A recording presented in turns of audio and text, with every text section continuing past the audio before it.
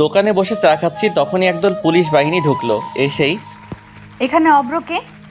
পিছন থেকে একজন পুলিশিনী বলল। আমি হাত তুলে বললাম, এই যে মিস। মেয়েটা আমার কাছে এসে আমার শার্টের কলার ধরে বলল, তুই এমপি আহাদ খানের ছেলে, রানাকে কেন মারলি? মেয়েটি আমার একেবারে কাছে আসলো। আমি তো মেয়েটার দিকে চেয়ে আছি। এত সুন্দর মেয়ে, তাও আবার আমার সামনে।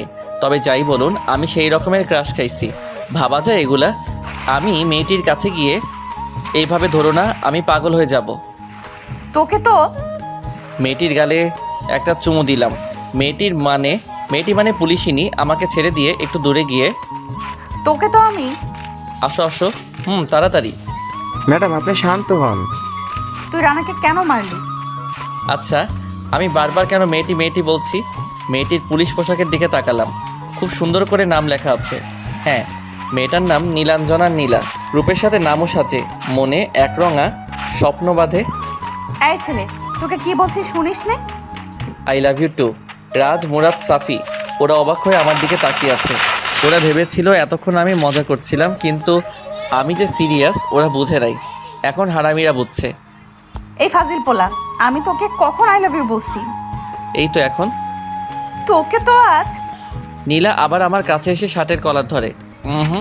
ওই এলইডি, চল না, আমরা আজই বিয়ে করে ফেলি। চল থানায়। নীলা আমার শার্টের কলার ধরে টানতে টানতে নিয়ে গেল। আমি হাতের ইশারায় হারামিগুলোকে চুপ থাকতে বললাম। হাবিলদার গাড়ি চালাচ্ছে, আর নীলা এখন আমার শার্টের কলার ধরে আছে, আর আমি নীলার দিকে চেয়ে আছি। কখন যে থানায় আসলাম বুঝেই নি। থানায় এসে আমাকে জেলে ঢুকিয়ে দিল। একটু পর নীলার ফোনে একটা ফোন আসে। জি স্যার, আমি ওকে এক্ষুনি ছেড়ে দিচ্ছি। নীলা চেয়ার থেকে উঠে যায়, আর আমি হেসে যাচ্ছি। আহারে পাগলি, তোমাকে রাগলে আরও বেশ লাগে। এবার আমাকে জেল থেকে বের করে দিল। আমি গিয়ে নীলার পাশে দাঁড়ালাম। এই যে মেয়ে, তুমি এত মিষ্টি কেন? সরি, আসলে আমি যেটা বলছি তার উত্তর দাও। আমি জানি না। আচ্ছা বাদ দাও, এখন তোমার নাম্বারটা দাও দেখি। কি? তুমি দিবে নাকি দিবে না? না মানে। আর কিছু বলার আগেই আমি ওর ঠোঁটজোড়া নিজের কবলে নিয়ে নিলাম। একটু পর ওকে ছেড়ে দিয়ে ওর ফোনটা থেকে ওর নাম্বারটা নিয়ে বাসায় চলে আসলাম। বাসায় আসতে আসতে না হয় আমার পরিচয়টা দিয়ে ফেলি। আমি অভ্র, মায়ের একমাত্র ফাজিল পোলা। বাবা নেই, অনেক আগেই মারা গেছে যখন আমি ক্লাস 4-এ পড়তাম। আর এখন আমি অনার্স 4র্থ বর্ষে পড়ি, আর হুদাই ঘোরাঘুরি করি। ভাগ্যিস আম্মুর একটা কোম্পানি আছে, ওইটা দিয়ে আমাদের সংসার চলে। না হলে আমার যে কত কষ্ট হতো। নীলা এতক্ষণে আমার 14 গোষ্ঠী উদ্ধার করে ফেলছে। যা। তারপর বাসায় আসতেই আম্মু বলল, এর এতক্ষণে বুঝি আসার সময় হলো? আসলে কোথায় ছিলি এতক্ষণ? থানায় গেছিলাম। আবার কার সাথে মারামারি করলি? আরে আম্মু, তুমিও না, তোমার বৌমার সাথে দেখা করতে গেছিলাম। এ কথা বলেই রুমে চলে আসলাম। থাকলে না জানি আবার কি হয়। রাত্রে খাবার টেবিলে যেতেই, কাল সকালে তাড়াতাড়ি উঠিস, আমার বান্ধবীর বাসায় যাব। তারপর রাত্রে ঘুমাতে গেলাম। ও মা, সে কি কাণ্ড! সারাক্ষণ ওই পুলিশিনীর মায়াবীর চেহারা আমার চোখের সামনে ভেসে আসছে। আমার তো মাঝরাতে গান গাইতে ইচ্ছে করছে। আহারে আহারে, কবে পাবো তাহারে। ঘাটের এপাশ ওপাশ করতেছি, কিন্তু কিছুতেই ঘুম আসছেই না। শুধু ওর মায়াবী চেহারাখানি আমার চোখে আসছে। এবার বিছানা ছেড়ে বারান্দায় চলে আসলাম। হঠাৎ মনে হলো, আরে ওর নাম্বার তো আছেই। একবার দুবার দিতেই রিং হতেই। হ্যালো, কে? এত তাড়াতাড়ি ভুলে গেলে বুঝি? আরে দূর মশাই, আপনি কে বলুন তো?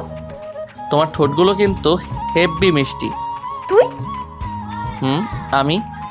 তুই আমার নাম্বার কার কাছ থেকে নিলি? কেন বাবু, তুমিই তো দিলা। তুই কেন ফোন দিছিস সেটা বল, না হলে ফোন রাখছি। বাবু, তুমি খাইছো? না, আমি খাইনি। কেন গো বাবু, আমার শ্বশুরবাড়ির লোকরা বুঝি এত খারাপ যে তারা আমার বাবুটাকে খাবার দেয়নি? তুই ফোন রাখবি নাকি আমিই রাখবো? ওকে বাবু, তুমি ঘুমাও, আমি রাখছি। ভালো থেকো। তোর ভালোর গুষ্টি কেলাই। আমি ফোনটা রেখে ঘুমিয়ে পড়লাম। সকালে আম্মুর চেঁচামেচিতে ঘুম থেকে উঠে পড়লাম। তোরে কাল রাত্রে কি বলছিলাম, তোর মনে আছে? এ কি, আম্মু তো দেখছি হেব্বি রেগে গেছে। আচ্ছা, কাল রাত্রে আম্মু কি যেন বলেছিল? আম্মু, আমার না মনে পড়ছে না, আমি জানি। অমনি আম্মু আমার দিকে এগিয়ে আসতে আসতে বলল, আমাকে আর পাইকে। এক দৌড়ে বাথরুমে, তারপর ফ্রেশ হয়ে একেবারে রেডি হয়ে নিচে চলে আসলাম।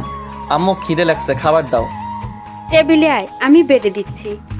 খাবার শেষ করে আম্মুকে গিয়ে বললাম, বাইরে এসে বল। আম্মু কিভাবে যাবে? তোর বাইকে করে। বাইকটা বের করে আম্মুকে নিয়ে আম্মুর বান্ধবীর বাসায় আসলাম। বাইকটা পার্কিং করে বাসার ভেতরে আসলাম। ভেতরে আসতে একটা মহিলা আম্মুকে জড়িয়ে ধরলো। বোধহয় এটাই ওনার বান্ধবী। কিরে, এটা আমাদের অভ্র বাবু নাকি? হুম। তোর ছেলে তো মাশাআল্লাহ দেখতে বহুত হ্যান্ডসাম আর খুব ভদ্র। আমি তো সাথে সাথে নিজের কলারটা একেবারে নাড়া দিলাম। হ্যান্ডসাম না ছাই, যত সব ফাজিলের কারখানা। আহারে আহারে, আমার আম্মু ডারে কেউ একটু বোঝা রে। এবারে আমার মান সম্মান ডুবাস না রে। আন্টি আপনারা কথা বলেন, আমি একটু উপরটা ঘুরে আসি।